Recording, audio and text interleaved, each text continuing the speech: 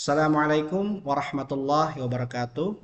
Pada kesempatan kali ini kita akan membahas tentang masalah imsak antara sunnah atau adat istiadat. Jadi imsak itu sebetulnya adalah waktu jeda antara kita berhenti makan dan minum hingga masuknya adzan subuh. Jadi bukan berarti bahwa ketika tiba imsak itu kita sama sekali tidak boleh makan dan minum. Tetapi imsak itu kita diajarkan agar kita berhati-hati dalam berpuasa. Karena kalau kita misalkan masih makan ataupun minum kemudian tiba-tiba adzan subuh, maka batallah puasa kita. Jadi ibarat kita berjalan itu di lalu lintas, imsak itu adalah lampu kuning. Itu Rasulullah mengajarkan, mensunnahkan untuk berhenti makan dan minum pada saat itu. Mari kita simak hadis Rasulullah SAW yang diriwayatkan oleh Imam Bukhari. Haddatsana Muslim bin Ibrahim, haddatsana Hishamun, haddatsana Qatadatu an Anasin an Zaid bin Thabit radhiyallahu anhu qala, daripada Muslim bin Ibrahim, daripada Hisham, dan daripada Qatadah, daripada Anas, dan dari Zaid bin Thabit radhiyallahu anhu qala, tasaharna ma'an Nabi sallallahu alaihi wasallam thumma qama ila sholati qultu kam kana bainal adhani was sahuri qala qadru khamsina ayatan. Jadi kami makan sahur bersama Rasulullah sallallahu alaihi wasallam. Kemudian Rasulullah mendirikan sholat subuh.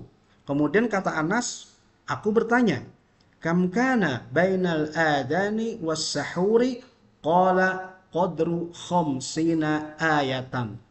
Aku bertanya, kata Anas, kepada Zaid bin Thabit, berapa jaraknya antara adzan subuh tersebut dengan sahur?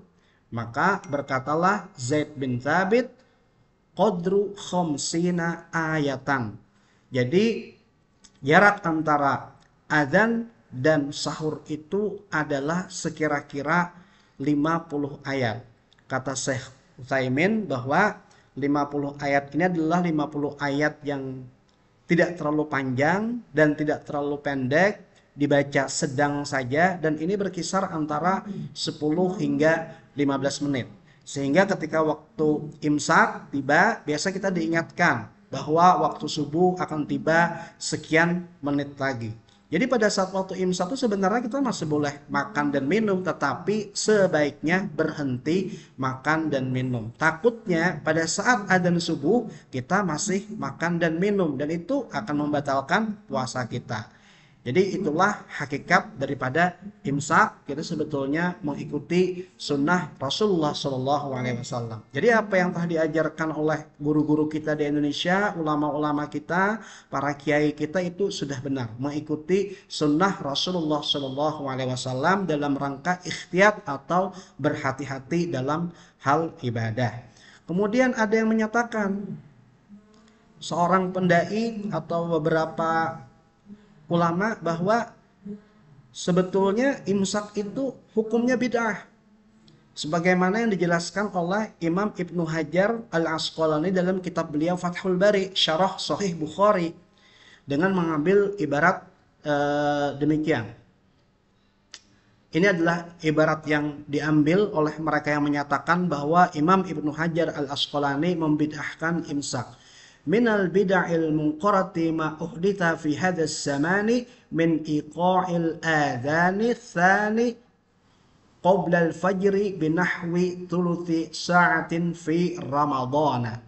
Daripada bid'ah yang mungkar yang diada-adakan pada zaman ini, yaitu tentu zamannya Imam Ibnu Hajar Al-Asqalani, penulis kitab Fathul Bari, yaitu mengadakan adzan yang kedua yang dilakukan sebelum waktu fajar sekira-kira sepertiga jam. sepertiga jam itu berarti sekitar 15 hingga 20 menit. Jadi yang dibid'ahkan oleh Imam Ibnu Hajar Al-Asqalani ini adalah pada zaman beliau orang itu mengadakan adzan yang kedua 15 hingga 20 menit lebih awal dari waktu fajar yang sesungguhnya. Sehingga ibarat kitabnya tidak ada sama sekali menyinggung soal imsak. Yang disinggung beliau itu adalah mendahulukan adzan yang kedua. Jadi dalam Islam itu sebetulnya kan subuh itu ada 2 kali adzan. Pertama adzan Bilal yang tengah malam itu, kemudian adzan yang kedua adalah adzannya Ummi Maktum, yaitu pada saat waktu fajar itu. Jadi yang dibid'ahkan adalah mendahulukan adzan dari waktu yang seharusnya.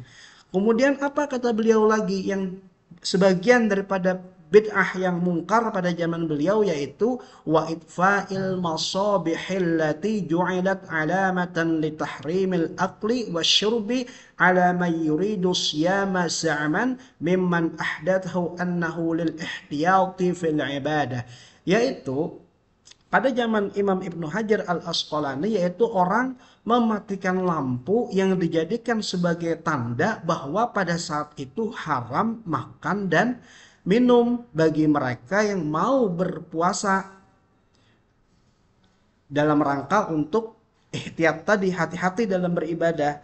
Jadi kebid'ahan yang dikatakan oleh Ibnu Hajar Al-Asqalani itu adalah yang pertama mendahulukan adzan yang kedua dari waktu yang seharusnya, kemudian menjadikan mematikan lampu sebagai tanda bahwa itu saatnya haram makan dan minum pada saat berpuasa. Ini nggak ada hubungan dengan imsak, sama sekali nggak ada.